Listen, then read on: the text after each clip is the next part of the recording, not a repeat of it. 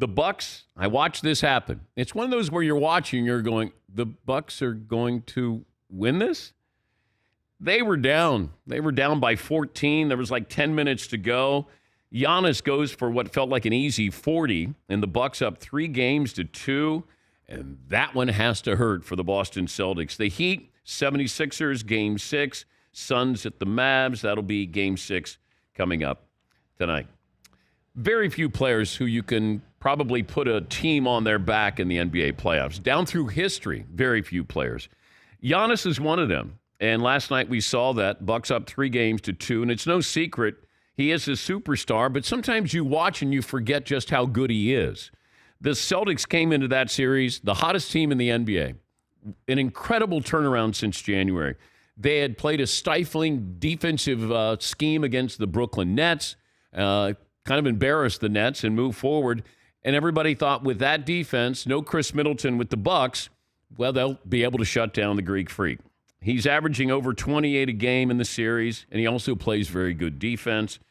And last night, it was just enough. Sometimes when you have the better player, the best player, the superstar, that can be the edge in a playoff series. Here's how it sounded on the Milwaukee Bucks radio network. Smart dribbles into the front court, loses the basketball. Holiday comes away with a steal, and the Bucks have stolen one here at TD Garden in Boston, Mass. A stunned house watches on as Milwaukee climbs from 14 down in the second half to take the 110-107 victory. You're up 5, a little over 4 minutes to go. Marcus Smart, the defensive player of the year, gets blocked and stripped by Jrue Holiday twice, back-to-back plays. It was the small things that helped them. Offensive rebounds with Bobby Portis, but this is a resilient Milwaukee team, and Boston gave them just enough of a chance to be able to come back and made them pay. The 14-point lead with 10 minutes to play. The largest blown fourth quarter lead by a Celtic team in the playoffs in more than 25 years. You know, the Grizzlies and the Warriors, there was no drama there whatsoever. Memphis had 119 points through 3 quarters. That's the most points in an NBA playoff game after 3 quarters since 1987. Stat of the day, stat of the day, tap, tap, stat of the day, stat of the day. Here comes that What? Stat of the day.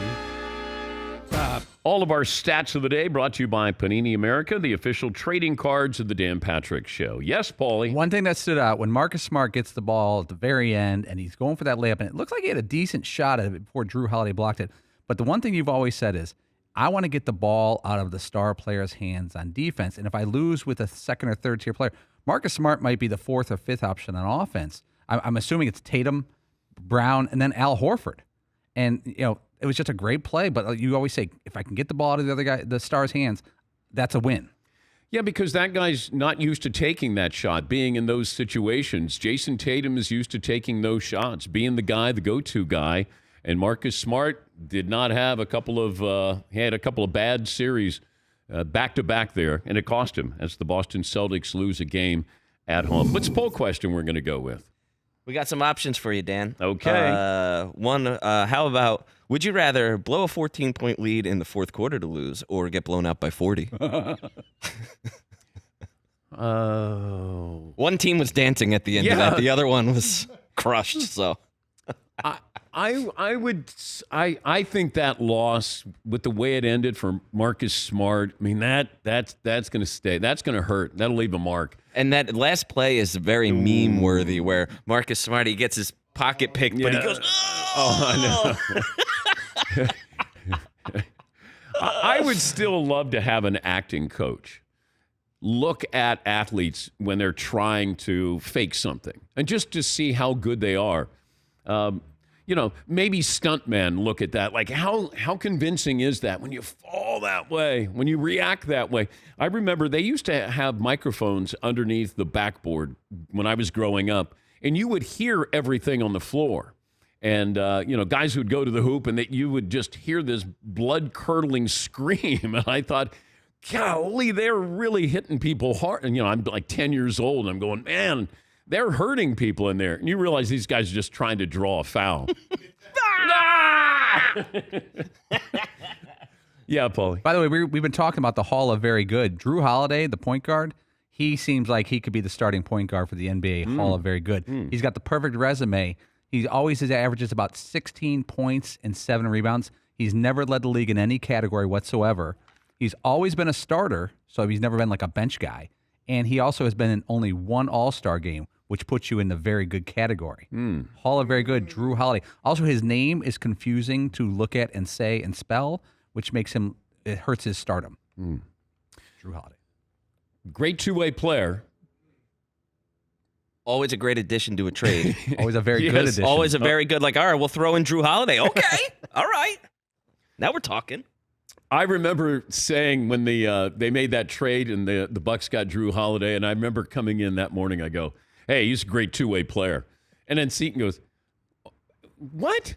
And I go, no, he's a great two-way. He goes, nobody knows Jrue Holiday. I said, I do. He's a great two-way player. And so I'm always kind of reminding myself whenever I watch Jrue Holiday, good or bad, that I came in like I'm the biggest Jrue Holiday fan in the world. Hey, great two-way player. Can you be a great two-way player but not be a great player? Oh, like multi-talented but not great at anything. Yeah. Like Jrue Holiday is a great two-way player, but he's not a great player. Feels like that should be an award, actually, like similar to the Sixth Man or something. Like The greatest best two-way player? season. Jrue Holiday. Yeah. Yes, Todd. You probably couldn't refer to him as a great two-way player and then not acknowledge that he's a great player.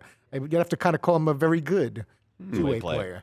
Maybe he would be a great player if he'd only played one way Oh, okay. instead of two. Al Horford was kind of quiet last night, wasn't he? Traditionally, he is. Yes, very quiet. I like Jrue Holiday. One of his nicknames is the Druth. When he started playing, they got that name. I haven't heard that in a while.